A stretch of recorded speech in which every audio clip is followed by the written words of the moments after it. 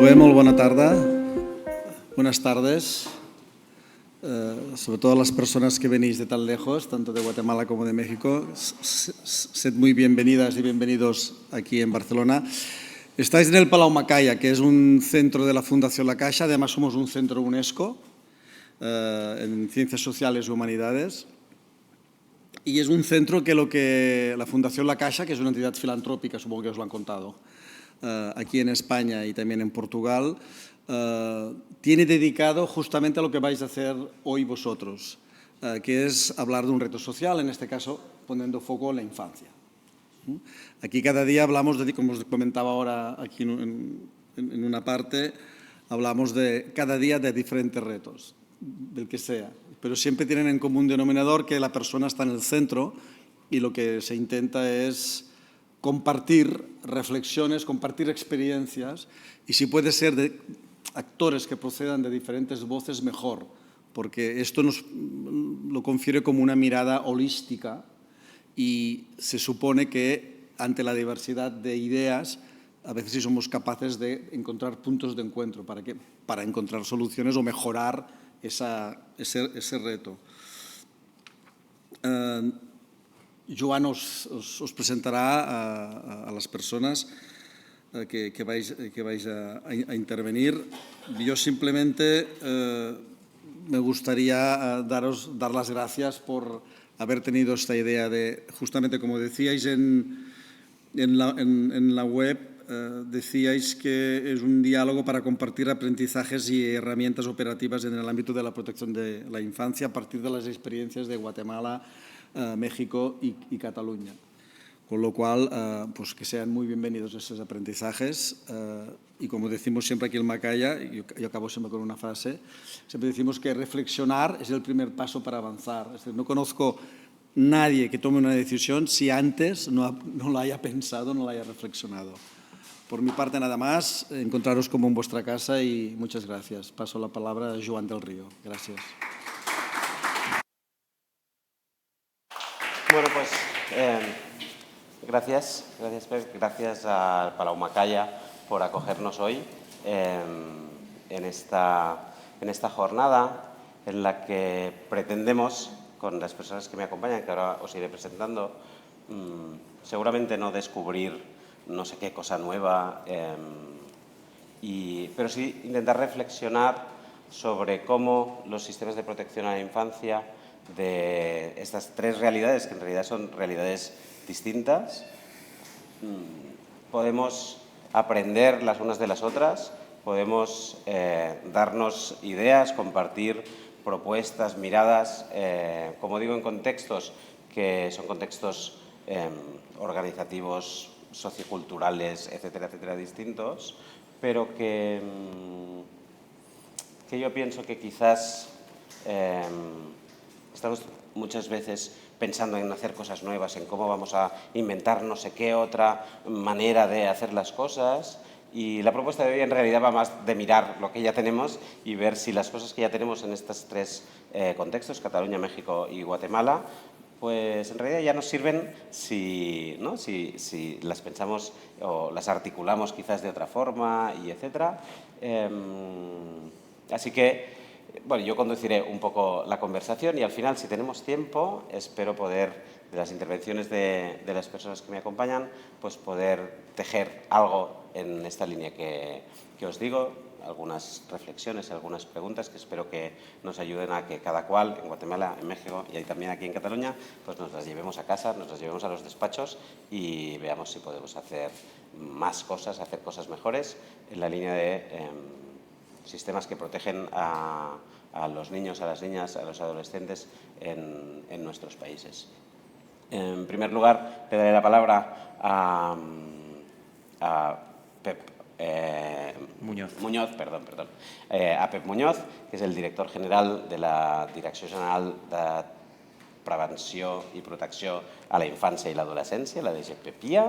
Pep, quan vulguis.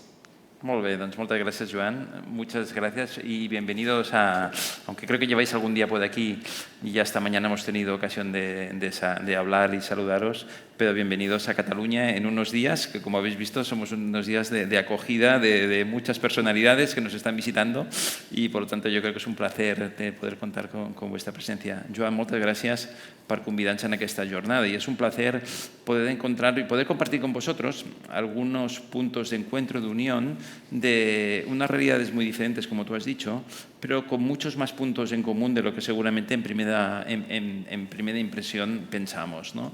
Porque yo creo que hay un tema que nos une a todos los que estamos aquí, ¿no? Incluidos a vosotros como FASI, como entidad social, que es la protección de la infancia y poner el menor en el centro del sistema. Yo creo que esta es la primera realidad, que seguramente el primer punto en común, con independencia de las realidades de cada país, de sus situaciones socioeconómicas, demográficas, incluso de geográficas, ¿no?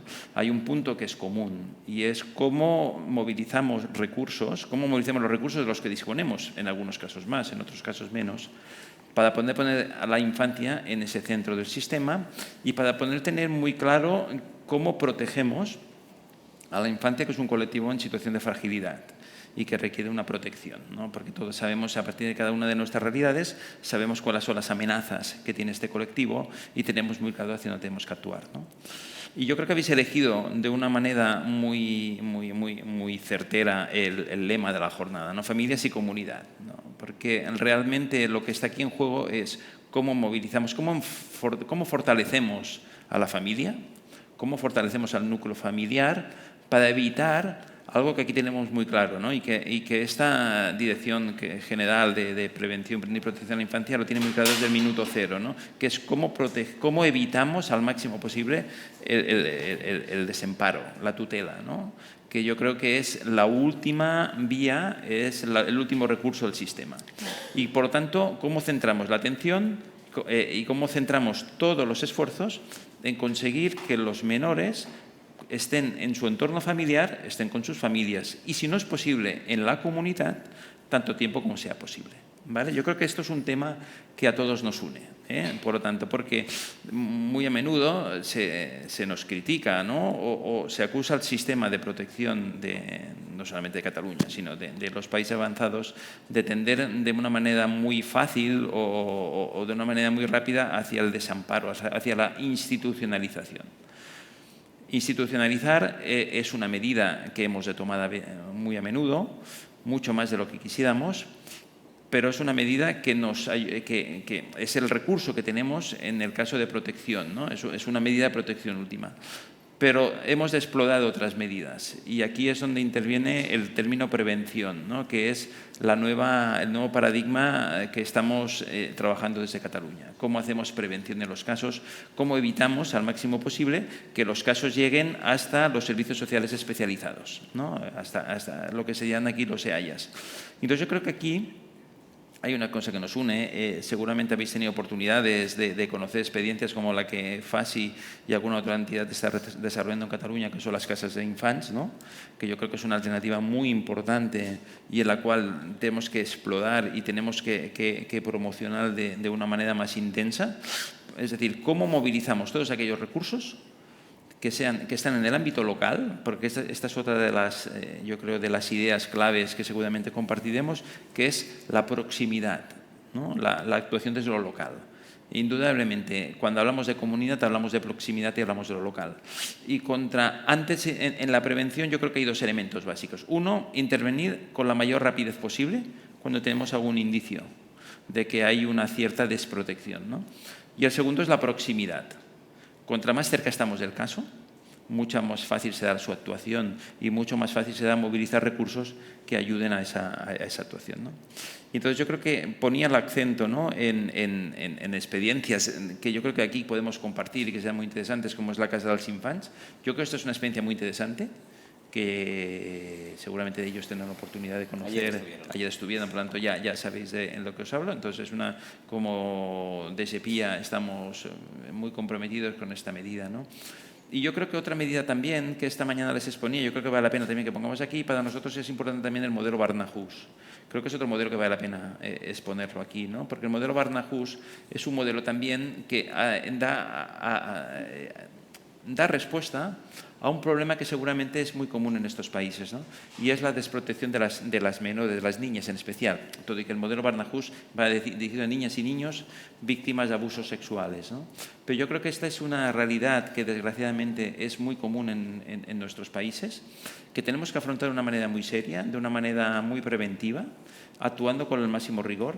Y yo creo que el modelo Barnahus también es un modelo que creo que vale la pena poner encima de la mesa en este debate como una experiencia que podemos exportar, donde en el modelo Barnahus se ofrece sobre todo protección y evitar la revictimización de esos niños y de esas niñas que a menudo que han sufrido ya un trauma muy importante, una agresión, y que muy a menudo los introducimos en el sistema judicial con una cierta desprotección, les hacemos revivir, la revictimizamos de alguna manera, ¿no? Entonces yo creo que el modelo Barnahus sería la otra experiencia que valdría la pena también poner en común, ¿no? Porque eso creo que es una experiencia que es importante, que es una experiencia, no es solamente, es verdad que Cataluña es la comunidad autónoma donde más se ha desarrollado del Estado español, pero el Barnahus es un modelo, de hecho nace en Islandia.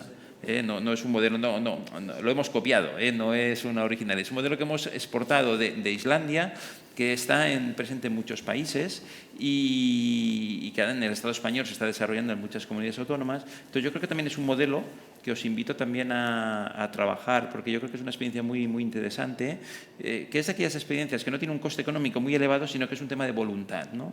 Y aquí se ha de sumar la voluntad del sistema judicial, que es el que tiene que facilitar, con todo el modelo, toda la administración pública a través de diferentes departamentos, ¿no? Pues tanto los servicios sociales, pero también el modelo educativo, sanidad sobre todo, ¿no? Policía, el sistema policial, ¿no? Que han de hacer posible esta unión, ¿no?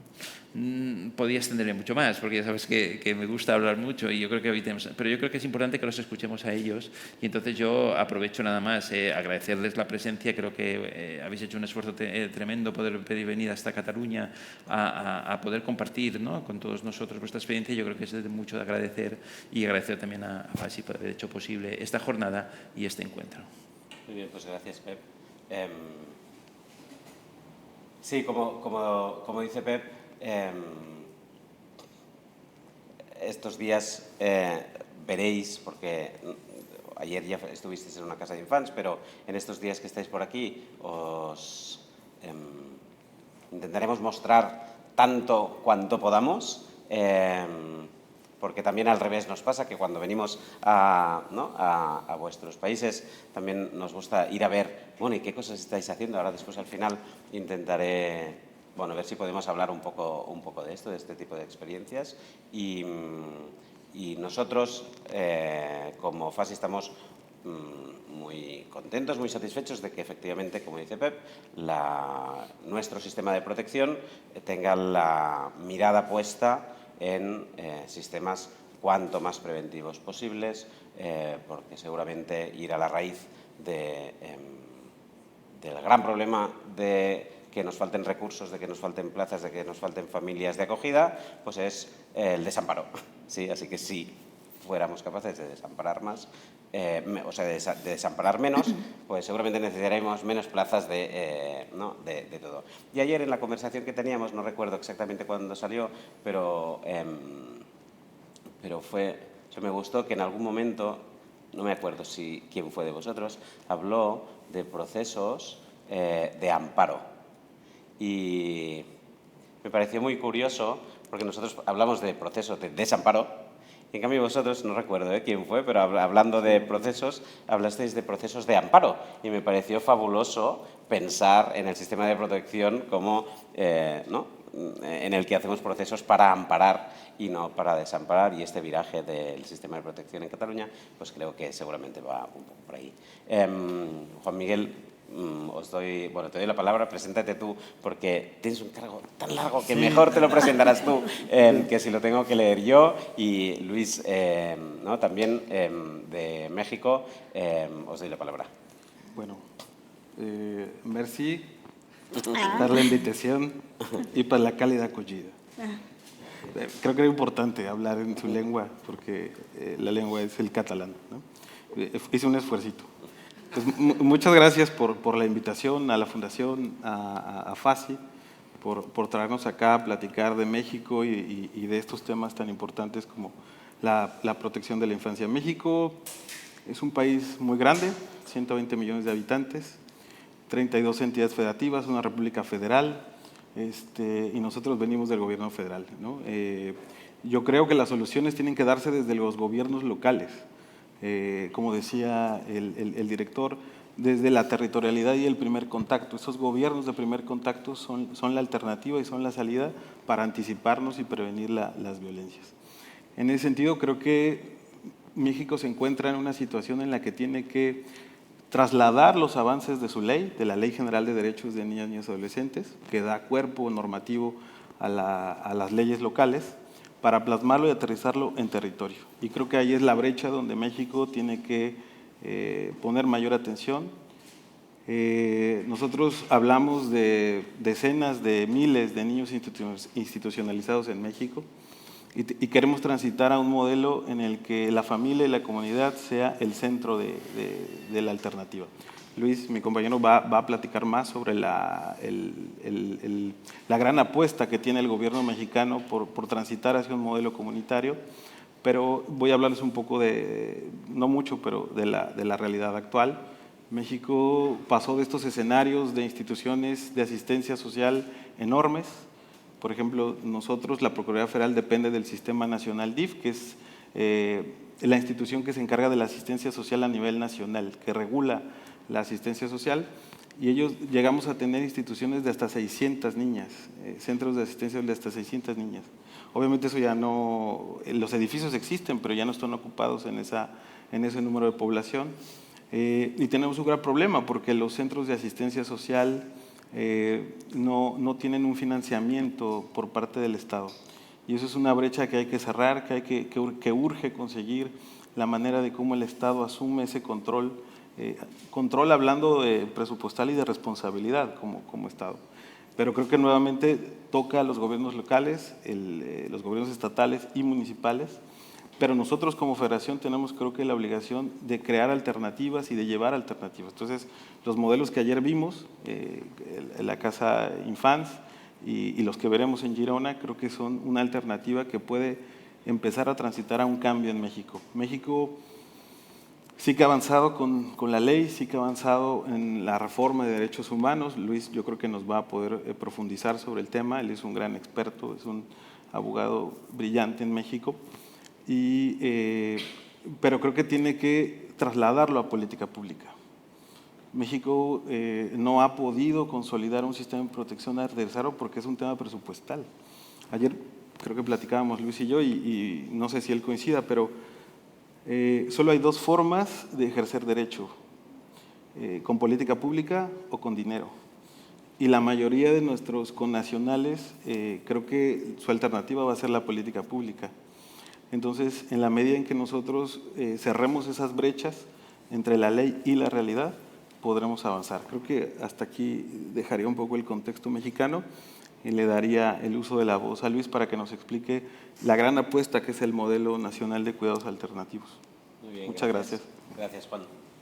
Muy bien, pues buenas tardes a todas y todos. Gracias por darse cita aquí y muchas gracias a las organizaciones que nos trajeron aquí, a la organización que nos trajo aquí. La verdad es que el trato ha sido por demás amable y muy caluroso y pues estamos muy contentos de poder platicar en estos minutos pues cómo es que México está intentando transitar hacia un modelo de garantía de derechos. Voy a ayudarme de mucho de lo que ya dijo Juan Fiesco, y es que en México tuvimos un cambio normativo relevante en 2014, ya tiene más de una década. En 2014 publicamos una Ley General de Derechos de Niñas, Niños y Adolescentes, una ley que apuesta por una visión de garantía de derechos, una ley que en su primer artículo hace explícito que niñas, niños y adolescentes son auténticos titulares de derechos y que a nivel normativo de estándares me parece que, vamos, lejos de que todo puede ser mejorable, es una ley con estándares muy altos.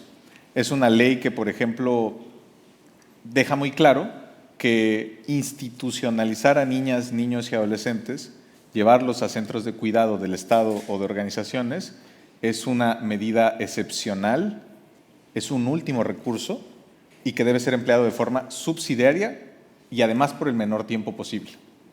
Lo cierto es que, como decía Juan, en la práctica, ingresar a niñas y niños sigue siendo la medida generalizada que se aplica de forma irracional, anulando el derecho de participación de niñas, niños y adolescentes, y que no es necesariamente por el menor tiempo posible. México, como muchos países de América Latina y de Europa, por mencionar solo 2 regiones del mundo, enfrenta casos de personas menores de edad que han permanecido toda su vida en centros de asistencia social, y de pronto ahí tenemos categorías que lamentablemente suenan como una suerte de condena para ciertos perfiles de niñas, niños.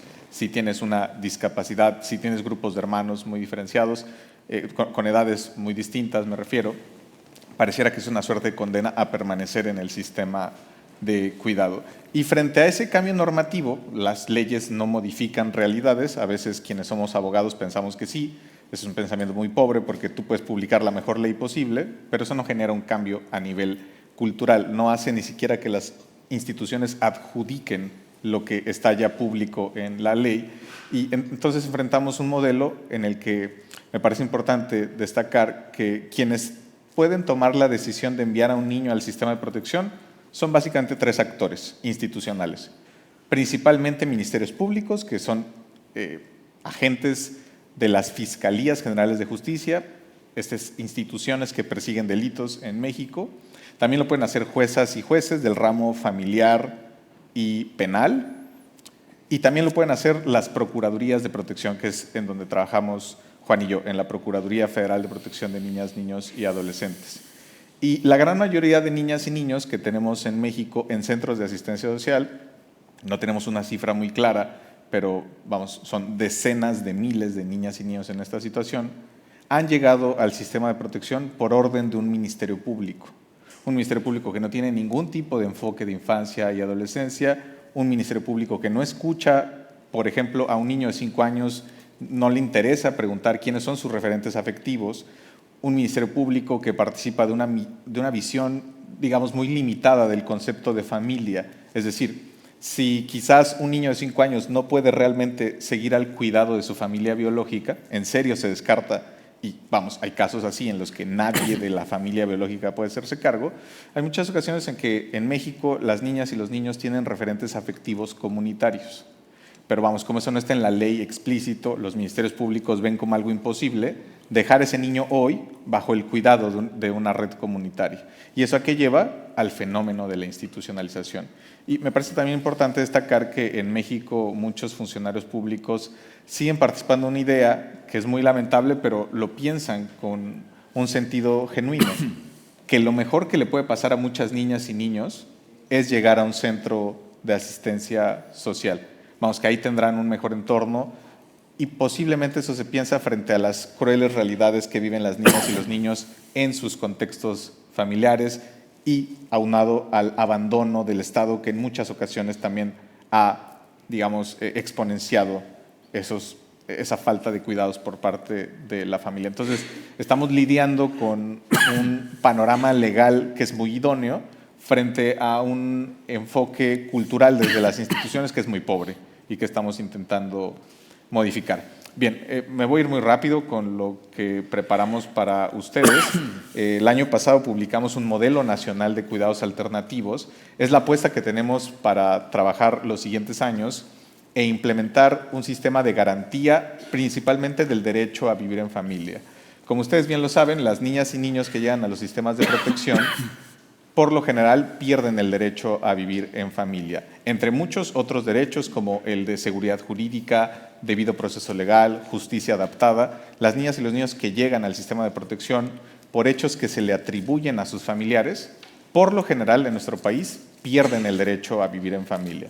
¿A qué me refiero con esto? Que ante un caso, por ejemplo, de violencia familiar, de abuso sexual en los entornos familiares, lo que suele ocurrir como remedio es enviar a estos niños a un centro de asistencia social, separarlos de su familia. Pero hoy en México reconocemos que cada que una autoridad, seamos ministerios públicos, juezas, jueces o procuradoras, procuradores de protección, cada que una autoridad toma esa decisión, está también restringiendo el derecho humano a vivir en familia y comunidad. Vemos como algo incompatible el vivir en un centro de asistencia social y el ejercicio del derecho a vivir en familia. Entonces esa decisión debe tener un peso, y un peso mayúsculo. como autoridades no deberíamos tomar esa decisión, salvo que realmente sea la única opción disponible. De ahí nace la apuesta del Modelo Nacional de Cuidados Alternativos. Déjenme ver si puedo hacer que esto avance. Bien. Nuestro modelo nacional pues, surge después de un diagnóstico serio que hicimos al interior del Sistema Nacional DIF. Vamos, hoy el Sistema Nacional DIF articula toda la política de asistencia social y también en una dimensión articula toda la parte de garantía de derechos de niñas y niños, pero la verdad es que las casas que tiene el Sistema Nacional DIF solo son 5 en todo el país y operan solo en la capital de México, en la Ciudad de México. El resto de casas que reciben a niñas y niños, el resto de instituciones están en las entidades federativas, casi todas son además privadas. Y entonces las cifras que ven aquí pues son simplemente representativas de estas 5 casas. Y por ejemplo, pues lo que vimos es que en los últimos años el promedio de ingresos al año a estas 5 casas, no en México en general, es de 250 niñas y niños. Fíjense, el porcentaje del 6% es el uso del acogimiento familiar, o sea, solo un número marginal de niñas y niños acceden a esta modalidad de cuidado alternativo. Vamos, ni siquiera el 5% de niñas y niños tienen materialmente esta opción. Y en México tenemos además un número importante de niñas, niños y adolescentes migrantes no acompañados que pues también requieren del sistema de protección. Déjenme avanzar con esto.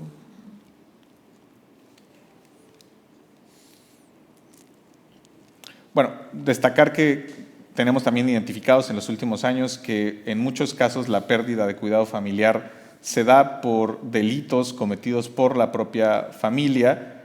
En otros muchos casos también hay identificados contextos en los que la pobreza llega a ser la causa de separación. Eso es algo que nuestra ley prohíbe, pero de nuevo, que la ley lo prohíba no significa que en la realidad no haya autoridades que participan de un enfoque tutelar en el que, lejos de reconocerse como autoridades obligadas a fortalecer a las familias, actúan de forma totalmente ajena a lo que nos indica nuestra ley. Entonces, vemos por un lado que debemos apostarle mucho a la prevención de la separación innecesaria. Creemos que ministerios públicos y jueces, déjenme decirlo así, deben sacar sus sucias manos de estas decisiones y que las únicas autoridades que tendríamos que decidir si una niña o un niño ingresa a un centro de asistencia social somos las especializadas en infancia. Y en México solo hay un tipo de autoridad especializada en infancia, una autoridad administrativa que es la Procuraduría Federal y las 32 Procuradurías de Protección a nivel estatal. Es decir, queremos cuidar mucho la puerta de entrada, porque por lo general se detectan casos de institucionalización innecesaria, de separaciones familiares innecesarias, de restricción del derecho a vivir en familia innecesaria. Y que en los casos que eso finalmente se deba dar, porque habrá casos en los que no hay alternativa familiar, las niñas y los niños, como primer punto, y esto ya es el modelo, tienen derecho a que si sus cuidadores primarios, llámense abuelos, si es que un niño vive con sus abuelos, llámense madre y una tía, si es que la niña vive con esa familia. Si los cuidadores primarios ya no pueden ejercer los cuidados, pensemos en alguien de la familia extensa o ampliada. Si eso no es posible, lo que tienen derecho las niñas y niños es acceder a un acogimiento familiar. Lo que les voy a decir a continuación es muy triste, porque el acogimiento familiar como medida establecida en ley se fijó en México en diciembre de 2014. Pero a la fecha, hoy que estamos reunidas aquí, más de la mitad de entidades federativas en México no reportan ningún tipo de avance en la implementación de una política de acogimiento familiar. O sea, hay 0 familias de acogida en muchos estados del país. Eso que nos lleva a que el acogimiento familiar entonces es una medida de carácter ilusorio, porque está dispuesta en la ley, pero en la realidad, si un niño es separado de su familia y nadie de su familia lo puede cuidar, ese niño no puede acceder a la medida que la ley le reconoce, porque es imposible implementar algo que no existe en la política pública. Hay estados con un avance importante, la Federación también tiene su programa de acogimiento familiar, pero nuestra apuesta es superar esa grave omisión administrativa. Lo vemos así, como una grave omisión administrativa, el no echar a andar los programas de acogimiento familiar. Por supuesto, ahí hay una barrera porque no se les inyecta recursos y de pronto entonces la lógica es, pero es que no sirve el acogimiento familiar. Pues claro que no va a servir si no lo ves como un programa de política pública. Claro que no va a servir si no tienes especialistas, equipos que se dediquen exclusivamente a eso. Claro que no va a servir si no tienes una metodología clara para reclutar familias de acogida. La opción, entonces, si una niña o niño no puede estar con su familia de origen o extensa, si tampoco puede acceder a un acogimiento familiar, ya es el acogimiento residencial, pero desde ese enfoque subsidiario por el menor tiempo posible y utilizado como último recurso. Y la tercera parte de nuestro modelo nacional de cuidados alternativos pues apuesta a que de forma inmediata y en el menor tiempo posible las niñas y los niños accedan a una restitución definitiva de su derecho a vivir en familia. Esto es, hay un grueso de casos, que son decenas de miles de casos, que necesitan una medida de restitución, ya sea volver con alguien de su familia biológica, ya sea estar en un acogimiento familiar a mediano o largo plazo, o un proceso de adopción. No sé aquí en España, bueno, sí lo es un poco porque México tiene muchos procesos de adopción internacional con España, yo he acompañado mucho de forma directa, pero de pronto en México hay esta visión de que todos los niños que están en el sistema de protección necesitan una adopción. Y eso es profundamente falso. En realidad, la gran mayoría de niñas y niños que están en el sistema de protección tienen una opción de cuidado familiar, con su familia de origen o extensa. Pero la parte de adopción, por supuesto, tiene que mejorar. México no es para nada a la fecha un referente en materia de adopción. En un país federal, lo que nos ha llevado, digamos, es a tener más de 250 normativas en materia de adopción. Entonces es algo frenético. Si tú quieres administrar una adopción, de pronto tienes que voltear a ver 250 leyes y ver cuál le aplica a tu caso, y por eso tenemos una apuesta muy clara de crear en los siguientes años, de hecho ya está, lo que necesitamos es que se publique una ley nacional de adopciones que borre toda esa dispersión normativa que hoy existe y que deje un marco claro para las niñas y los niños. Pero, digamos, las niñas y niños que están en el sistema de protección no van a salir del sistema de protección con una adopción, al menos no la gran mayoría. La gran mayoría va a salir con una opción en su familia de acogida, en su familia de origen, su familia extensa o en una familia de acogida. Y la otra parte, ¿no?, de los casos que no han llegado al sistema de protección, nos interesa el fortalecimiento familiar y que el acogimiento familiar sea una opción realmente disponible.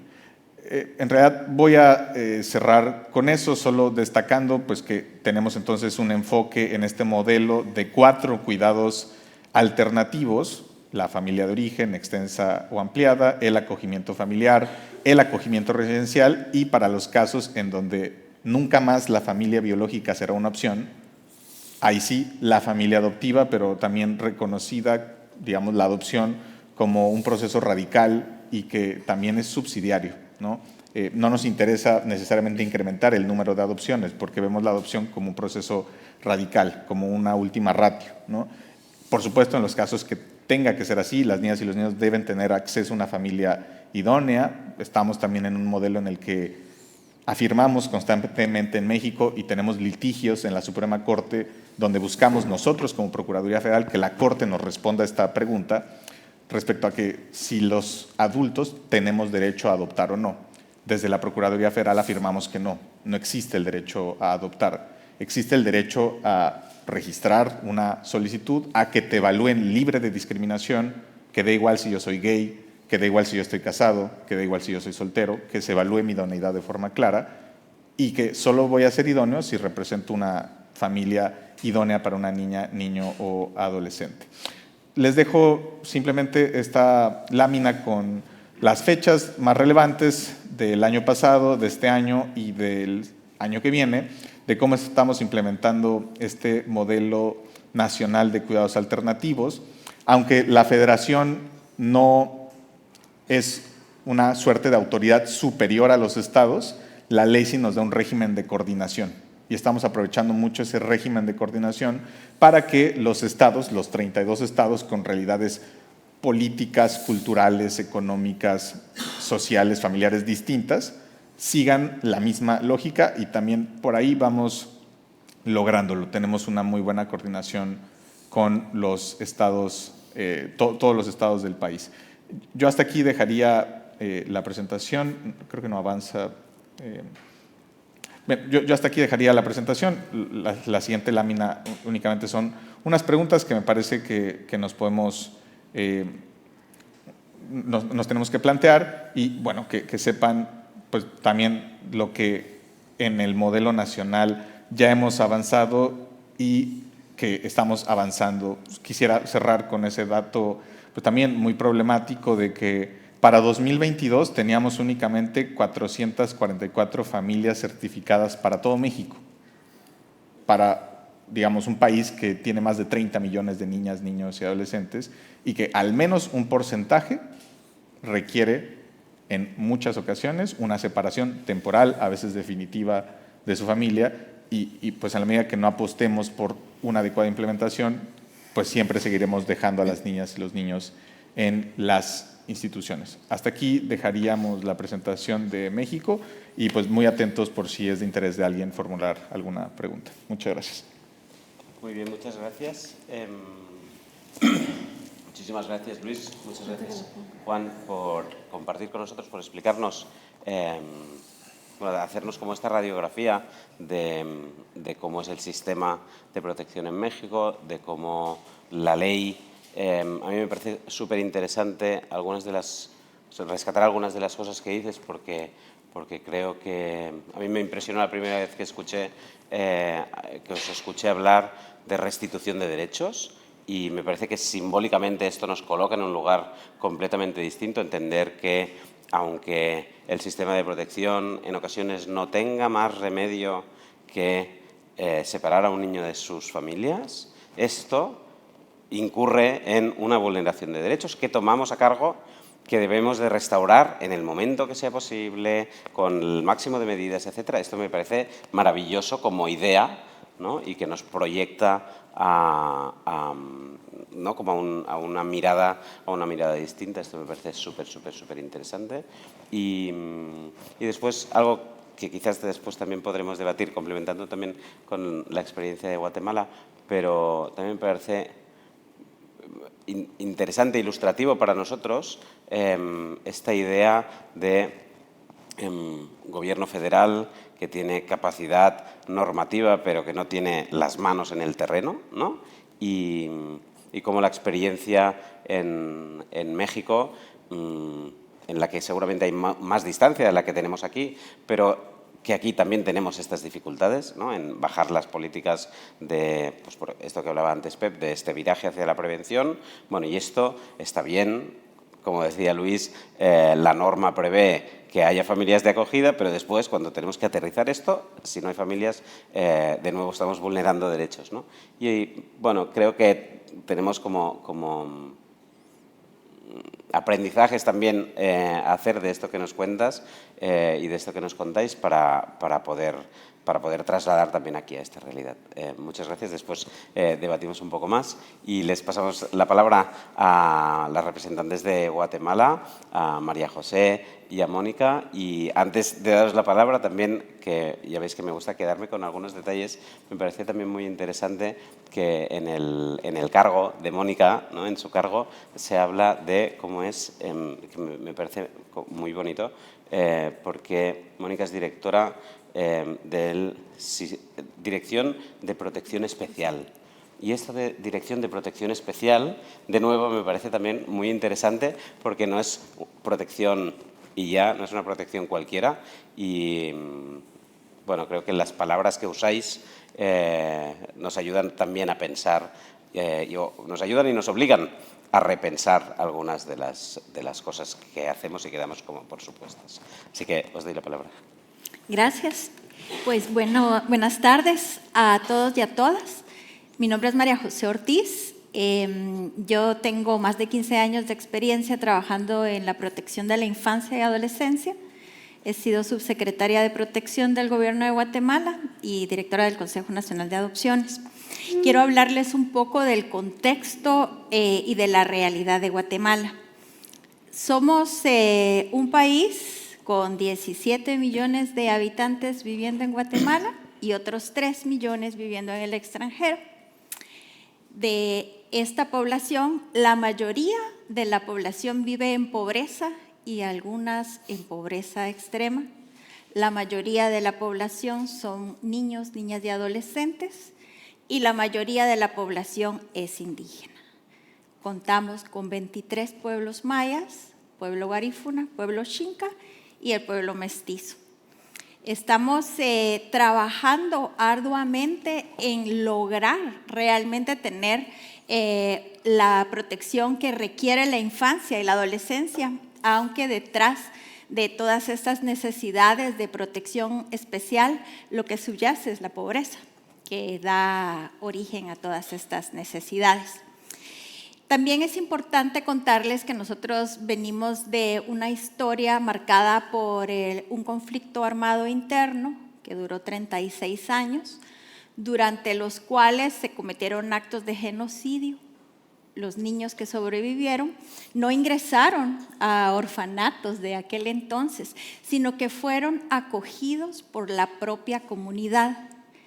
El Consejo Nacional de Adopciones en el 2014 realiza un estudio donde concluye que estas fueron prácticas ancestrales que nacen de la necesidad y por la cohesión propia de los pueblos indígenas, pues estos chicos fueron a vivir con este acogimiento informal, aunque también hubo un importante número de niños que salieron para la adopción internacional. Es allí donde viene otra característica que marca cómo es que luego se desarrolla el sistema de protección en Guatemala, que es que de acuerdo a los datos de la Comisión Internacional contra la Impunidad, en Guatemala se realizaban aproximadamente 10,000 adopciones internacionales al año. Solo nos ganaba China. Entonces, claro que ahí se empieza a vislumbrar cómo esta problemática tenía que tener una respuesta distinta. Es así cuando luego de que ya se ratifica la Convención sobre los Derechos del Niño, empieza un desarrollo normativo bastante estricto, porque para nosotros todo el sistema de protección es eminentemente judicial.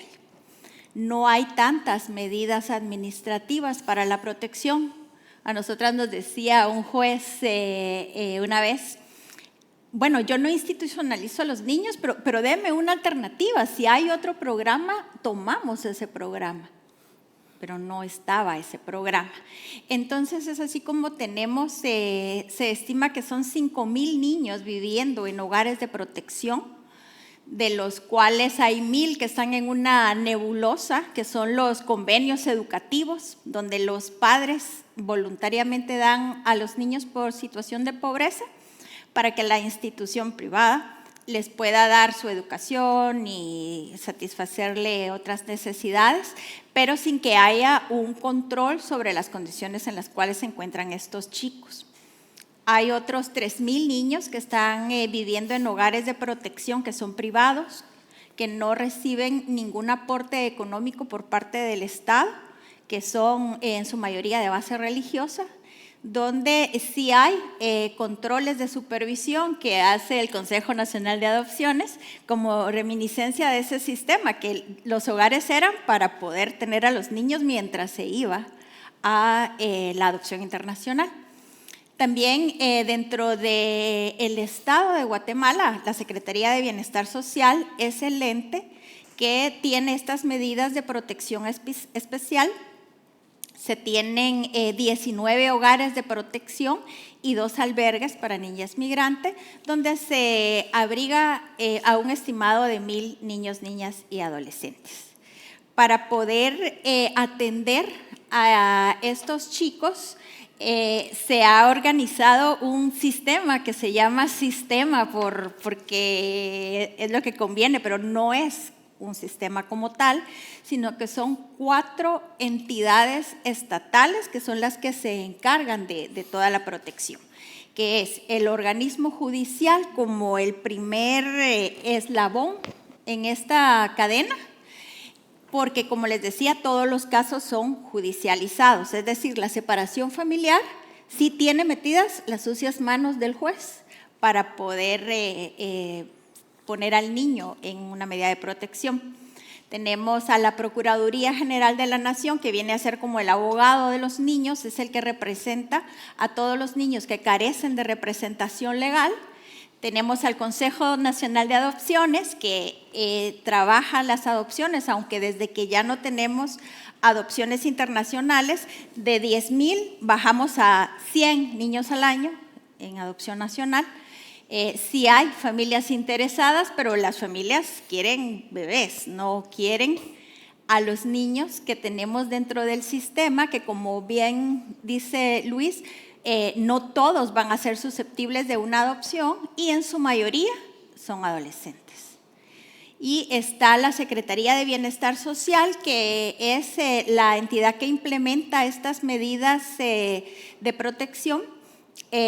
Hay un componente de preservación familiar, sin embargo, no ha tenido el desarrollo que vemos que tienen como las medidas que estamos conociendo acá en Cataluña. Acá en Guatemala todavía esto es algo bastante débil, pero sí se están tratando de buscar opciones que no sean residenciales. Una opción que nosotros manejamos allá se llaman casas joven, que son espacios seguros que están ubicados en el área urbana, porque aquí tenemos una fuerte problemática de violencia urbana ejercida por unos grupos llamados maras o pandillas, que ya han sido declarados grupos terroristas. Entonces, estas casas jóvenes se convierten en espacios seguros para los chicos que están en riesgo de ser reclutados, puedan permanecer cuando dejan, digamos, salen de estudiar, pero no tienen a dónde irse porque están solos en sus casas, pueden estar en este programa, que es uno de los pocos programas de prevención con los cuales contamos. Los demás ya son los programas residenciales, de los cuales les compartirá Mónica ahora que la presentación ya está funcionando al 100%. Quiero aprovechar para agradecer a Fundación La Caixa y a Plataforma Educativa por permitirnos tener este espacio de reflexión respecto hacia esos modelos a los que esperamos poder transitar para brindar la verdadera restitución de derechos que merecen los niños, niñas y adolescentes. Adelante, Mónica. Gracias. Buenas noches ya a todos y a todas. Muchas gracias a Fundación La Caixa y a Plataforma Educativa por esta experiencia tan maravillosa que estamos teniendo.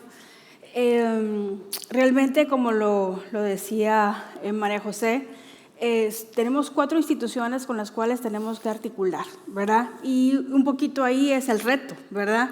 En esta articulación. Ya quisiéramos nosotros ser una sola institución, un ente rector, digamos, que pueda hacer lo que hacen desde acá en Barcelona para la articulación, pero allá pues nos toca convencer a cada una de las instituciones para que vayamos trabajando y pensando en el centro al niño, ¿verdad? Y tomando medidas alrededor de él. Sin embargo, pues estamos haciendo todo lo posible porque eso suceda, ¿verdad? Entonces, como Secretaría de Bienestar Social, nosotros tenemos a nuestro cargo la atención directa de los niños y las niñas para esa restitución de derechos, ¿verdad? Sin embargo, consideramos que como Secretaría no podemos trabajar solos, ¿verdad? Necesitamos del apoyo de toda la institucionalidad del gobierno para poderlo hacer, ¿verdad? Entonces, esta articulación nos ha creado una serie de retos porque tenemos dentro del contexto la realidad, digamos, una problemática de que los niños nos llegan con un multiperfil, es decir, han sido niños abandonados, los papás han sido negligentes, pero también fueron víctimas de abuso sexual, ¿verdad? Pero también consumen, pero también tienen problemas psiquiátricos. Entonces tenemos una mezcla del perfil del niño porque ha sido sometido a múltiples maltratos, ¿verdad? Entonces, esta articulación es la que tenemos que hacer, uno, con el organismo judicial, porque no pasa ahí una aguja si el juez no lo ordena, ¿verdad? Tenemos que articular con la Procuraduría General de la Nación, quien es que nace el rescate y a quien le decimos busque medidas alternativas para el niño, ¿verdad? Y no lo envíe como primera opción a un hogar de abrigo y protección. Tenemos problemas con el Consejo Nacional de Adopciones porque de los más de 500 niños que tienen adoptabilidad, la mayoría han crecido en un acogimiento residencial y no encuentran la opción de la adopción.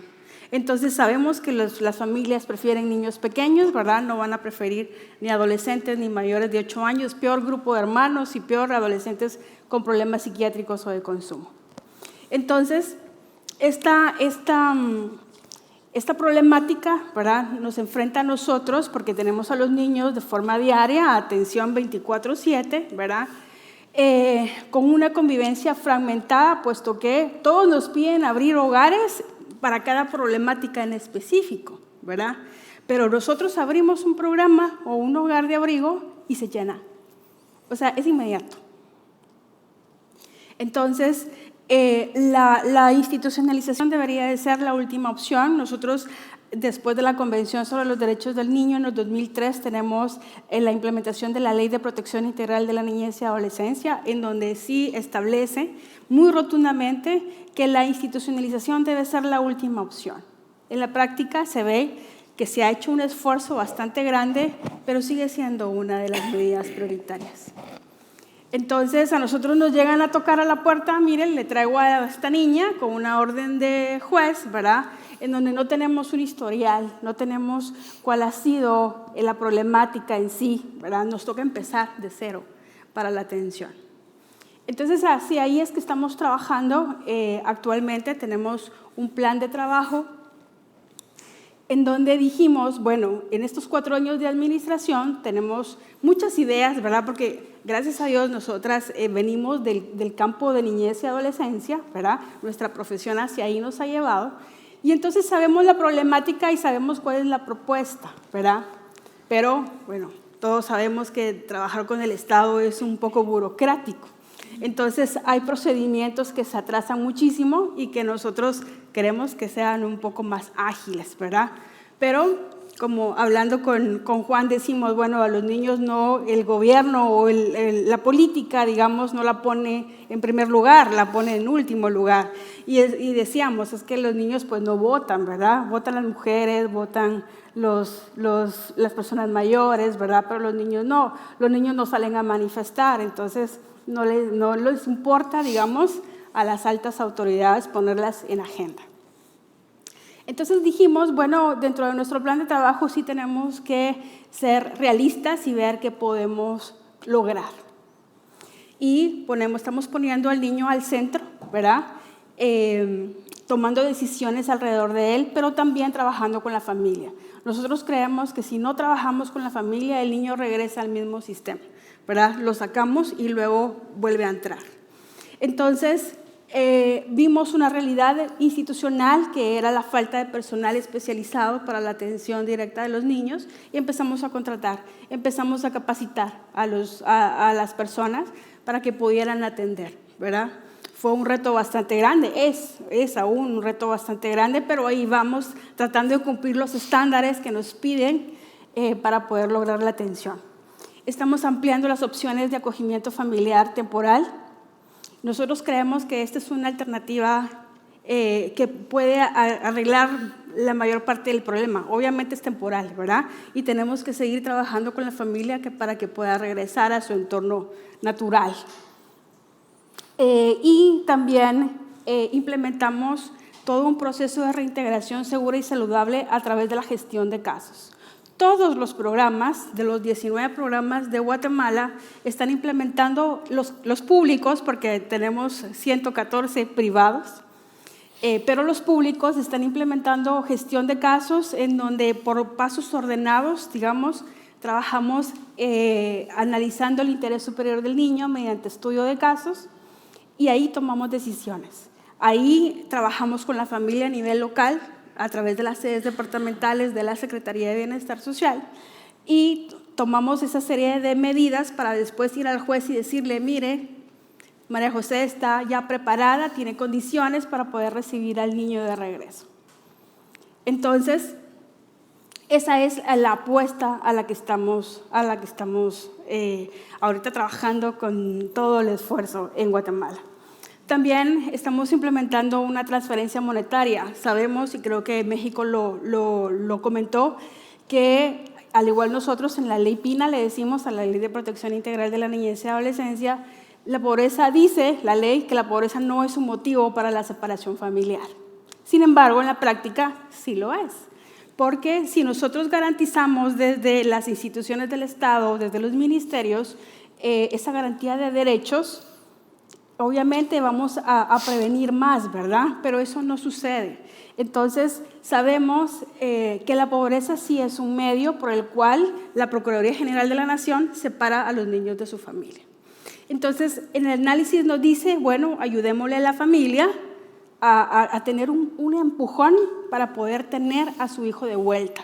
Entonces estamos implementando una transferencia monetaria o un aporte económico que es simbólico realmente, ¿verdad? Pero lo estamos haciendo desde la gestión de casos en donde vemos que un año posterior a su egreso o a su reunificación es suficiente para que a lo local la podamos acompañar, para poderla derivar a servicios, ¿verdad? Y con ese aporte económico pueda apoyarse ese año para poder lograr atender al niño como es debido. Entonces, eso estamos haciendo y esperemos, primero Dios, que nos vaya muy bien y que la apuesta que es sacar a la mitad de los niños que ahorita están en acogimiento residencial puedan regresar a su entorno familiar y comunitario. Y también apostamos mucho a la atención ambulatoria. Desde la Secretaría de Bienestar Social, nosotros tenemos 22 departamentos, en donde en 16 hay una sede de la Secretaría, que es ambulatorio. Las familias llegan, reciben el servicio, ya sea psicológico, de trabajo social, y regresa a su casa. O sea, el niño no pernocta en las sedes, ¿verdad? Solo pernocta en los programas que tenemos en los 19. Entonces, vemos, por ejemplo, en el análisis nos dice que en el caso de abuso sexual o violencia sexual, que está muy marcado por el tema cultural, por el tema, muchas veces es ignorancia de la familia, en donde tiene 5 niños y la más grande, que ya va a cumplir 13, la prefieren que se vaya con una persona para que ya se la mantenga, ¿verdad? Y ellos quedarse con los 4 niños. Entonces, por muchos otros temas tenemos muchos casos de violencia sexual y de abuso sexual. Pero en el análisis nos dice que casi el 50% de estos casos es consentido de la adolescente y el chico, y muchas veces es un par, tienen 15 años, 16 años, ¿verdad? Y lo que quieren es conformar una familia. Entonces nosotros decimos, bueno, tenemos que informarles a ellos cuáles son las consecuencias que trae el tomar la decisión de yo irme con una persona, el yo tener estas relaciones con esta persona, ¿verdad? Puede quedar embarazada, puede ser objeto de transmisión de una enfermedad de transmisión sexual, etcétera, ¿verdad? Entonces dijimos, vamos a hacer un programa ambulatorio en donde les informemos a ellos cuáles son estas consecuencias. Fuimos con los jueces y nos dijeron, sí, si ustedes me dicen que yo puedo derivar a estos niños a un programa, yo lo envío, porque para ellos es más garantía que estén en un programa residencial, en un acogimiento residencial, a dejarlos sin ninguna medida. Entonces, hacia eso estamos nosotros transitando actualmente desde Guatemala. Para mí, venir a ver ahorita los programas que ustedes tienen en Casa Infantes, para mí es súper interesante porque podemos llevar ideas innovadoras que podemos contextualizar a nuestro país y poderlo hacer una realidad, ¿verdad? Nosotros creemos que como Guatemala y como parte de la ratificación de la Convención sobre los Derechos del Niño, tenemos la obligación de hacer cambios para los niños y las niñas. Y hacia eso estamos apostándole. Y pues me quedaría acá diciéndoles nada más que creemos que una de las alternativas que creemos importantes es que toda Guatemala pueda acoger a un niño de forma temporal en lo que se resuelve su situación jurídica. Y así dejaríamos de tener hogares de abrigo y protección, ¿verdad? Muchas gracias. Muy bien, pues muchas gracias a todas, a todos. Y ahora quería haceros como algunas preguntas así que más o menos las tome quien le apetezca más, pero y las traía como más o menos preparadas, ¿eh?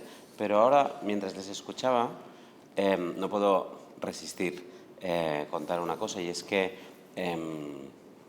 cuando os escucho hablar México y Guatemala, me parece percibir que como un intento, al menos por vuestra parte, de mover, de salir, ¿no? Bueno, no usaré las palabras de Luis, pero de salir de un sistema en el que las decisiones en relación al desamparo, etcétera, etcétera, se toman en el ámbito judicial para ir a un lugar, ¿no? A unas instituciones en las que esto se tome desde otro lugar, desde procedimientos administrativos especializados, etcétera, etcétera. Y curiosamente, en Cataluña, y por esto lo traigo y no puedo aguantar de hacerlo así, curiosamente en Cataluña está habiendo el debate justamente en el sentido contrario. Y bueno, me gustaría como quizás que nos dijerais por qué os parece tan desastroso. Digamos, es decir, si ahora Cataluña, ¿no? Y Pep os dice, pues aquí estamos teniendo como alguna presión para ir por aquí, ¿por qué nos diríais no lo hagas? Porque quizás Pep nos dan como algún argumento que, ¿verdad?, cuando después tendremos que ir a defender, pues quizás nos ayude. Así que esta es como una primera que no la traía preparada, pero no he podido resistir. Luis, yo creo que es el que les puede dar más elementos. Bueno, yo diría que pateen esa idea lo más lejos que puedan, porque, vamos, tiene un sentido que esta decisión no quede al arbitrio de las juezas y los jueces. Quienes están en el terreno son los equipos de la autoridad administrativa, en este caso de las procuradurías de protección, quienes evalúan entonces el entorno familiar, quienes toman en cuenta la opinión de la niña, niño, adolescente, son las personas que integran la autoridad administrativa. Y aunque, digamos, en los sistemas jurídicos hay una tendencia histórica a judicializar nuestros problemas, o sea, que nuestros desacuerdos tengan que ser resueltos por un tercero que no nos conoce, que se llama juez, que se llama jueza, a quien le dimos la autorización pública para actuar en consecuencia, pues nos ha demostrado que, para nada es la opción más rápida. Desde ahí tenemos un primer elemento. Llevar estas decisiones a jueces y jueces hace que los procesos sean más lentos. Segundo, la decisión se toma desde una posición indirecta, porque aunque las juezas y los jueces se supone que toman sus decisiones con base en pruebas, con base en la escucha de los padres, la familia, que por ejemplo ha recibido una orden preliminar o una orden de que será separada de su familia, y aunque pues, la autoridad podría decir algo, la niña o el niño podría decir algo, lo cierto es que termina siendo una intervención indirecta, pero quizás no les había platicado, me parece que esto no desvirtúa nuestra postura, que en México la autoridad que toma la decisión de separación ahora a nivel federal, en todos los casos, es la Procuraduría Federal de Protección de Niñas, Niños y Adolescentes. O sea, hoy las niñas y los niños que están bajo el cuidado de la federación, que es un número marginal, pero quienes están en ese supuesto, son niñas y niños que nosotros hemos decidido que esa es la opción que atiende temporalmente a su interés superior.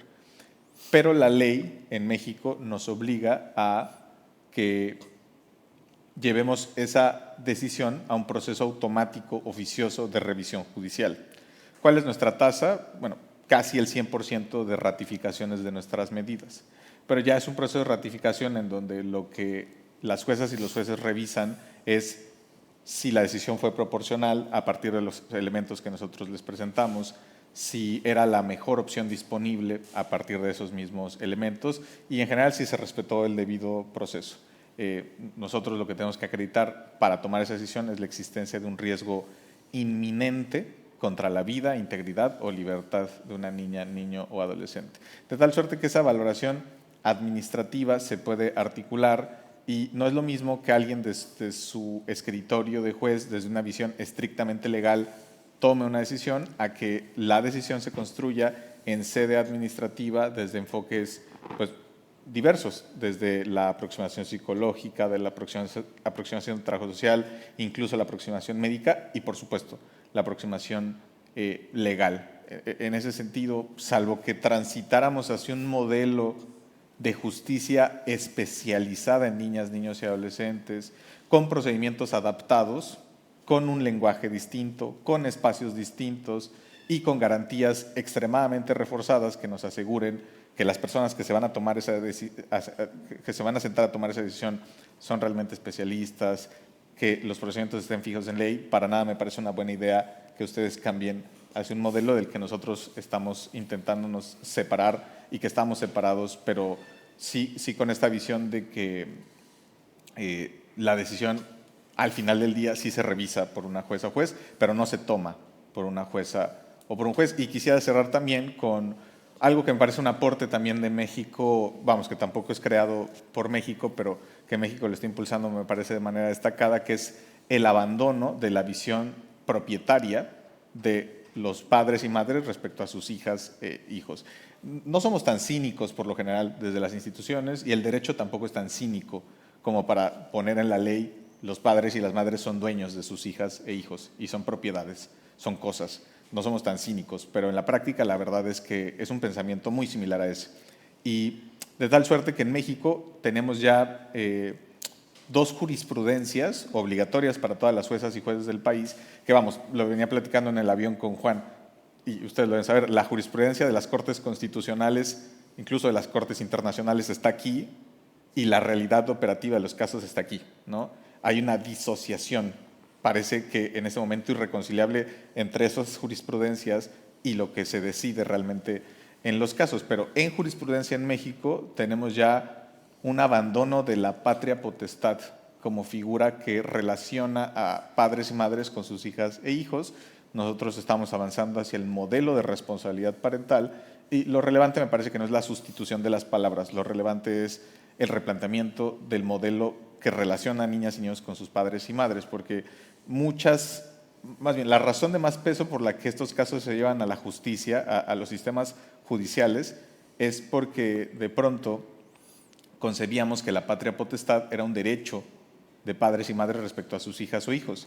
Y en nuestra Constitución política está muy claro, desde su creación, que nadie puede ser privado de sus derechos, como la patria potestad, salvo por una resolución judicial. En consecuencia, reconociendo que la patria potestad no es un derecho, que la patria potestad más bien es responsabilidad parental, y que lejos de imponerte privilegios y concesiones, te impone una serie de obligaciones que te tendrías que pensar si quieres ser padre y madre, pues no hace, digamos, ya mucho sentido que esto se revise, se decida más bien desde sede judicial, ¿no? Gracias, Luis. Yo quiero también intervenir y luego le doy la palabra a Mónica. El Comité de Derechos del Niño, en su observación general número 14, establece expresamente que estas decisiones deben ser tomadas por un equipo multidisciplinario que pueda evaluar a cada niño en concreto para poder ver las circunstancias de ese caso concreto. Entonces, aquí no se necesita un juez. Se necesita la trabajadora social que vea la dinámica familiar, se necesita la psicóloga que vea el trauma, la resiliencia, se necesita el pedagogo que les enseñe a jugar. Entonces, es este equipo el que debe hacer ese abordaje y tomar ahí sí la decisión más adecuada, atendiendo al interés superior de ese niño concreto. Se habla de la justicia especializada, que en Guatemala hay jueces especializados de niñez y adolescencia. ¿Y qué pasó? Primero, se saturaba esos juzgados de casos, la siguiente audiencia había agenda hasta 9 meses después. ¿Cuántos son 9 meses en la vida de un niño? Y también no es que sea tan especializada la justicia, porque piden vacaciones, tienen un ascenso, se enferman, y entonces llega un juez X a decidir aplicando probablemente principios del derecho penal o del derecho civil, como si fuera objeto, y ahí es donde están resolviendo. Realmente, pues con todos los avances y toda la riqueza que ustedes tienen en cuanto a las soluciones, creo que merece una mayor reflexión el transitar hacia un modelo judicial judicializar los servicios sociales. A mí me parece que lo que tenemos que apostarle es a tener servicios sociales fuertes, sólidos, para que menos niños requieran pasar a la protección especial.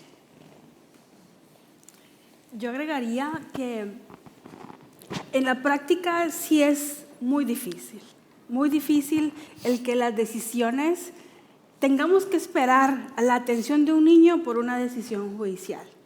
Por ejemplo, nosotros tenemos varios casos que son de condición médica.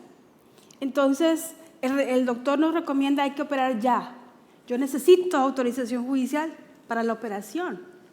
Entonces, ¿qué hago si no me resuelve rápido? ¿Qué pasa si está de vacaciones y está el suplente que no se atreve a tomar esa decisión? Entonces, yo tengo que jugármelas como directora y decir, lo autorizo yo, aunque yo después tenga que fundamentarle al juez el por qué tomé esa decisión. Entonces, ahí está, les pongo solo ese ejemplo bien fácil, en donde no es... Yo también coincido en que sería un retroceso para España y Barcelona el poder judicializar los procesos. Porque sí es muy complejo, porque ellos no están en la práctica. Ellos no ven la necesidad de inmediata, ¿verdad? Ellos lo ven desde un escritorio y desde un memorial que yo les mando justificándole el por qué necesito la autorización. Entonces, sí creo importante, nosotros queremos ir a un proceso administrativo para evitar todo eso. Entonces, si ustedes pueden ir a ver cómo es un proceso en donde yo tenga que pedir la autorización, creo que ahí ustedes se desencantarían y dirían, no, quedémonos como estamos. Pep, no sé si por alusiones quieres comentar algo. Ya sé que no es tu iniciativa, esto es una circunstancia, pero... Yo solo quería cerrar que también todo es político y al final creo que todo avance de derechos que se pone a revisión judicial más bien es un freno al cambio cultural que estamos pidiendo los ciudadanos y no están exentos los niños. Y entonces las mujeres cuando estaban los derechos, la diversidad, las personas con discapacidad, todo se pone a control judicial y pareciera que es el nuevo instrumento pues, para frenar los cambios culturales. Yo haría ese comentario, pero desde la parte política. Sí, quisiera agregar un ejemplo más. Nosotros tenemos, en todos los departamentos hay un juez de niñez y adolescencia especializado. Pero cuando nos llegan los niños con un multiperfil en donde yo necesito atacar de primero la abstinencia por el consumo, ¿verdad? Pero también la chica ha sido víctima de violencia sexual, ¿qué atiendo de primero? ¿Verdad? Entonces yo necesito trasladar a esta chica al hogar donde atienden la abstinencia para luego tratar el trauma, ¿no?, de la violencia sexual. Pero yo necesito pedir autorización al juez para hacer el traslado de la niña de un programa a otro, cuando somos una sola institución que puede tomar ese tipo de decisiones. Entonces se atrasa todo el proceso, ¿verdad? Pero lo dejo en la mesa para que ustedes lo analicen. No sé si quieres algún comentario. Pero... Sí, yo la verdad es que cuando estaba escuchando las presentaciones he llegado a la misma conclusión que tú. Digo, este debate lo tenemos abierto en el Estado español. Para empezar, el tema del procedimiento administrativo judicial es una decisión de Estado. Y esto viene determinado por el Código Civil. El Código Civil es un Código Civil que afecta a todas las comunidades autónomas. Por lo tanto, un cambio de estas características en el Estado español que se ha planteado sobre la mesa implicaría, primero, unas mayorías parlamentarias en el Parlamento estatal y, como mínimo, según calculan los juristas, 5 años bien de desarrollo legislativo, porque tendríamos que cambiar alrededor de 3 leyes orgánicas, 15 leyes sectoriales. Por tanto, yo creo que si se da un proceso largo, ¿no? Pero yo creo que es interesante, de todas maneras, el debate que vosotros estáis haciendo. Entonces, yo creo que aquí, un poco el debate al final, donde lo hemos localizado un poco, es decir, vamos a ver, ciertamente aquí tenemos un procedimiento administrativo, es decir, son técnicos de la Administración los que determinan, los que llegan a la conclusión que hay que hacer un desamparo. Ciertamente las familias, una vez se les ha dado la resolución, pueden acudir a la vía judicial. Por lo tanto, la vía judicial la abrimos el minuto 0, el minuto 1, podríamos decir. Y en todo caso, lo que estamos intentando ahora con los abogados, con los colegios de abogados que tenemos, es de dotar de asistencia jurídica a las familias en el proceso administrativo. Por lo tanto, que en el proceso administrativo, que muchas familias se quejan, y sobre todo los abogados, de que no tenemos derechos, se vulneran nuestros derechos. Pues que las familias, en ese proceso de estudio, que es un proceso que suele durar entre 6 y 9 meses, puedan tener un abogado, si no lo pueden pagar, incluso sea un abogado de oficio, un abogado gratis, y que acompañen a las familias en este proceso. Entonces, de manera que garantizamos o mejoramos la garantía jurídica de todo el proceso. Y de que si hemos llegado a una decisión, que es una decisión difícil, y todos estamos de acuerdo, yo creo que este es otro elemento que ha sido común, ¿no? El decir, intentemos evitar el desamparo y que sea el último recurso posible, todo, y que sabemos que a la práctica acaba siendo el recurso. Intentamos, y por mucho que digamos intentamos evitarlo, pues a veces, claro, no tenemos suficientes recursos, no tenemos alternativas, y a veces, claro, vosotros habéis puesto aquí un ejemplo, ¿no? Bueno, muchas veces el juez no sé si en catalán se cura en salud, no sé cómo se traduce en castellano, ¿no? Sí. Se previene. Claro. ¿Vale? Previene, y entonces dice, si desamparo, protejo. Y a ese infante, ese menor, no le va a pasar nada, porque está protegido. En cambio, si continúa en ese entorno familiar, ¿y si le pasa algo? ¿No? Yo creo que esto... Tengo más riesgos yo. Claro, es más riesgo. Claro, porque no estamos trabajando en una medicina, no somos científicos, no tenemos unas analíticas, unos resultados que sepas que realmente con precisión que, ¿no? Trabajamos con indicios, trabajamos con indicadores, trabajamos con la experiencia. Somos trabajadores sociales, psicólogos, educadores sociales. Entonces no tenemos una certeza absoluta y muchas veces protegemos porque creemos que está en riesgo y si hemos de pecar en exceso, pecamos en exceso. Pero esto produce un desamparo, que es una medida que es difícil, que es traumática, que causa también un impacto en el menor y en la familia, ¿no? Entonces yo creo que eso es un debate que es común, ¿no? Y es común a todas las realidades y que es interesante. Muy bien. Pues con el rato que nos queda, yo siempre cuando voy a sitios como este y hablo, bueno, de mi libro, ¿no? Y a la gente le cuento las casas de infants, qué es una casa de infants, qué hacemos, etcétera, etcétera. Pero quería proponeros que, como ayer las cuatro estuvisteis en una casa de infants y la pudisteis ver, bueno, qué es eso, ¿no? Os pudieron contar qué se hace en una casa de infants, qué se hace con las familias, cuál es el objetivo del trabajo, cómo se hace ese trabajo. Os quería preguntar, ¿cómo creéis, o sea, de esto que visteis, qué os parece que podría ser de aplicación en vuestros países? Y más allá de decir que sí, que pues que es bonito y que es no sé qué, me gustaría también como ver si mañana pudiéramos ir o pudierais implantar esto en México y en Guatemala, ¿dónde creéis que funcionaría muy bien? ¿Qué cosas os parece, esto sería genial? ¿Y dónde veis también la dificultad en hacer algo así? ¿Dónde creéis que, pues aquí quizás si hiciéramos esto que hacéis vosotros aquí, no sé, ¿dónde tendríamos la dificultad? ¿Qué creéis que no funcionaría o así? Esta es más o menos la pregunta. Así en abierto, ahora le dejamos que empiece Guatemala y después venimos a México. A mí me pareció muy interesante, y lo decía, la experiencia que tuvimos en Casa Infants. Nosotras hablábamos que tenemos un programa que se llama Casa Joven, que es preventivo, ¿verdad? Es prevención, pero trabajamos con los chicos. Entonces creo que sería interesante trabajar también con sus familias, ¿verdad? Entonces decíamos, bueno, que en las casas jóvenes que realmente están como en las áreas rojas de Guatemala, ¿verdad? En donde hay mucha captación para los chicos y adolescentes, más que todo.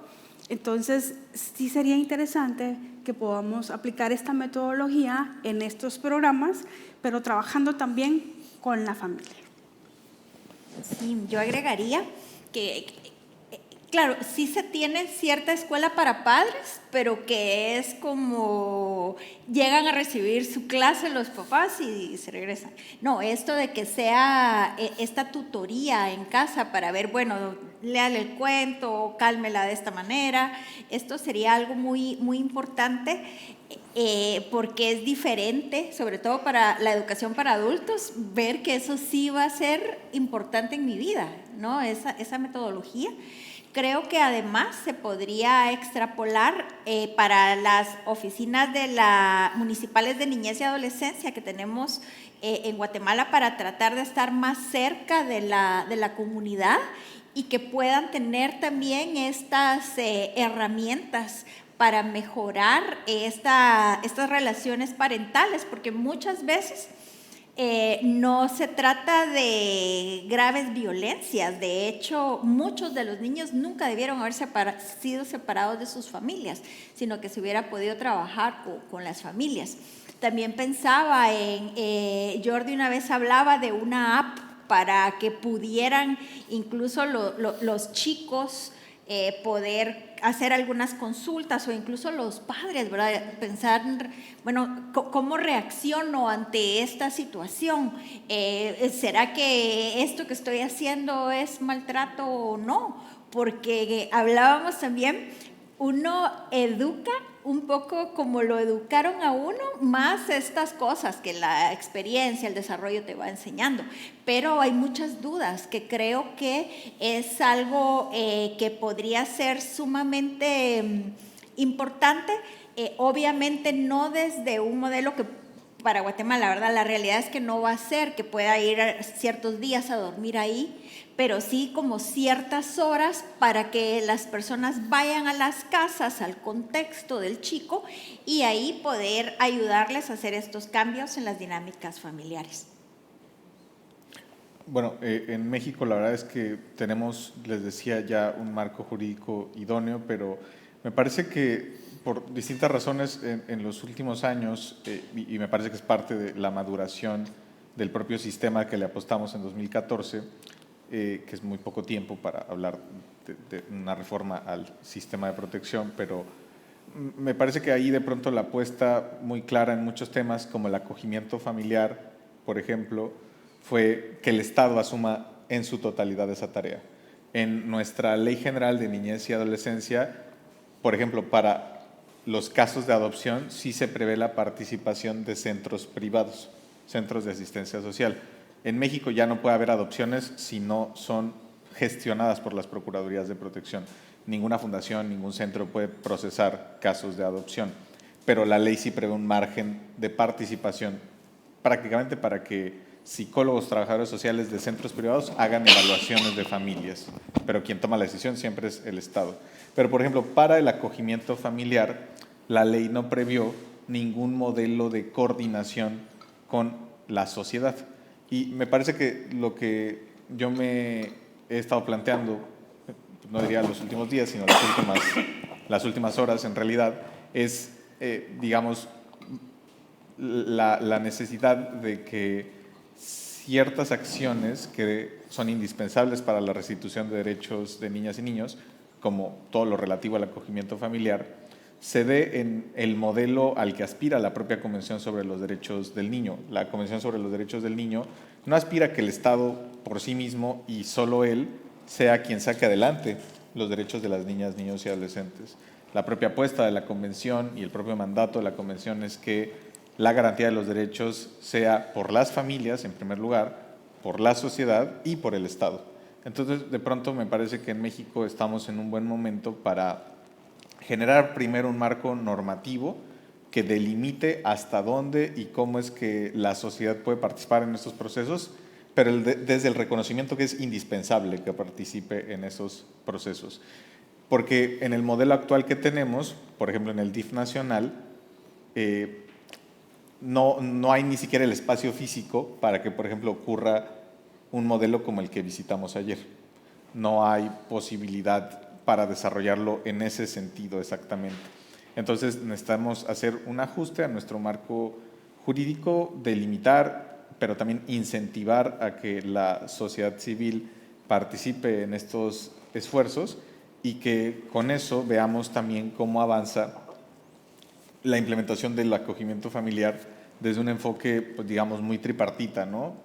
No un enfoque, digamos, desde este binomio que parece ser solo familias, las familias de acogida y el Estado, sino que sean las familias un actor de la sociedad, actores expertos, organizados, como aquí en Barcelona hemos encontrado ejemplo muy notable, y por supuesto el Estado. Me parece que hacia ahí tenemos un terreno importante, con mucha oportunidad de sí materializarlo en el corto plazo, porque sí que hay también organizaciones en México que pues se han ido especializando en cuidados alternativos y especialmente en algunos casos para acogimiento familiar, pero que sí trabajan ahí como en un escenario con muchos claros oscuros de hasta dónde sí, hasta dónde no pueden trabajar, ¿no? Me parece que eso. A mí me gustó mucho el proyecto de Casa Infants. México apenas ayer tuvo el día menos violento en 13 años, 28 homicidios ayer. Y me parece que este tipo de proyectos tienen que impactar. México tiende mucho, somos una república federal, pero tendemos a reclamarle todo a la presidencia de la república. Y hay 3 niveles de gobierno, el municipio, el estado y la federación. Y entonces, si la calle está mal bachada, es que el presidente, ¿no? Si no hay servicio de recolección de limpia, es que el presidente, ¿no? Entonces tenemos que hacer más responsables a los gobiernos municipales, que son los gobiernos de primer contacto. Y este proyecto de Casa Infants no puede ser concebido si no es a través de un gobierno de primer impacto, porque es donde va a detectar la violencia, ¿no? Y por eso hacía la referencia hacia que ayer fue el día con menos homicidios en México desde hace 13 años. O sea, la violencia impacta a las niñas y niños en casa, pero además seguramente impacta más en las familias pobres, en los barrios pobres y en los municipios pobres. Y donde debe llegar este tipo de proyectos como Casa Infant, donde las familias que están en riesgo de ser separadas, no es porque quieran, es porque no tienen las herramientas y las capacidades para la crianza. Y eso es lo que hay que fortalecer, pero desde lo local. Y me quedo con el dato, ¿no? Una Casa Infant por cada 30,000 habitantes. Nosotros necesitaríamos un buen número de Casa Infant, ¿no? Pero creo que ese es el reto, la salida y la ruta para ir fortaleciendo las capacidades de las familias. Muy bien, gracias. En este sentido, perdónate por el ataque de tos. Me parece interesante esto que explicáis también porque, como decía antes Pep, y como ya llevamos un tiempo mirando, orientando un sistema de protección que quiere ser más preventivo, que quiere ir más a ser un sistema de prevención, pero esto está articulado en el Gobierno, en este caso de la Generalitat de Cataluña, y en este sentido quería preguntarte, Pep, ¿qué crees que podemos hacer entre todos para trasladar esto a los gobiernos municipales? Porque es verdad que podéis hacer políticas, y es verdad que las casas de infantes son un recurso que en nuestro caso es del Gobierno de Cataluña, pero están en territorios, están en municipios y las familias están allá. Pues no sé si te parece, y así ya cerramos, que es la hora, que hay algo, ¿no?, de esta reflexión que nos traen los compañeros o alguna idea que a lo mejor tienes en la cabeza y que aún no hemos compartido en este sentido, ¿no? ¿Cómo haremos para empoderar a lo local para que acompañe este viraje del sistema de protección? Vale. Yo creo que las bases, Joan, hay que hacer un cambio de mirada a la Casa de los Infantes y yo creo que ya lo vamos a hacer posible. Primero por un hecho que lo tenemos desde el 1 de marzo, que es muy reciente, y es que la Dirección General se ha dotado de una segunda subdirección. Es decir, uno de los problemas que ha tenido nuestra Dirección General era que tenía muy poca dotación de personal y de estructura, ¿no? Con lo cual siempre con la consellera le ponía el ejemplo. Claro, tenemos una única subdirección para un volumen inmenso de trabajadores y de niños. Pensar que tenemos como 9.000 niños tutelados, más de 6.000 niños en centros, es decir, el número es muy, muy elevado, ¿no? Entonces, lo primero yo creo que un paso muy importante desde el 1 de marzo es que ya tenemos una subdirección de prevención. Por lo tanto, hasta ahora no la teníamos, por lo tanto, hemos separado la prevención de la protección. Yo creo que son dos ámbitos que han de estar separados, ¿vale? La protección, todos sabemos lo que es, y es la gestión de los centros, es la gestión de los niños que ya están en centros, y ha de trabajar hacia la desinstitucionalización, pero es un tema muy complejo. Tenemos ahora una nueva subdirección de prevención. Y el siguiente paso que hemos dado es que las casas de infantes vamos a situarlas, o ya las hemos situado en la subdirección de prevención. ¿Por qué? Porque la subdirección de prevención es la que tiene relación con el mundo local a través del modelo SIS, ¿vale?, que son los servicios de intervención socioeducativa, que es una experiencia muy interesante, que ahora no me da tiempo a explicarla, pero que sí que en algún momento la explicaremos, pero que depende de los gobiernos locales. Y dos, los EAIAs, que son los equipos de asesoramiento, que son estos equipos de expertos que son los que hacen el estudio de caso. Todo esto depende del ámbito de la prevención y lo hemos situado, porque en el fondo depende del gobierno local, de la proximidad, ¿no? Entonces yo creo que el gran reto de las casas de infantes es que la pongamos en el ámbito de la prevención, en el ámbito de lo local, separado de la protección, ¿vale? Que podamos poner y que sean un recurso que los ayuntamientos se lo sientan suyo. Yo creo que esta es la clave. O sea, el mundo local, de la misma manera que sabe que dispone de un servicio de intervención socioeducativa, ha de saber que dispone de una casa de infants, que es un recurso muy adecuado para determinadas situaciones, no para todas, pero para determinadas situaciones y que puede ser de mucha utilidad. Entonces yo creo que aquí es donde tenemos que poner acento. Entonces yo creo que ahora tenemos una nueva etapa que hasta ahora era difícil porque no teníamos esta dotación, yo creo que ahora la tenemos, y entonces yo creo que a partir de ahora uno de los encargos que tiene la nueva subdirectora es precisamente la prioridad, de poner la prioridad y poner el foco en casas de infants y cómo la entrelazamos con toda la red de actores sociales que se mueven en el ámbito local. Muy bien, pues es la hora. Ah, muy bien.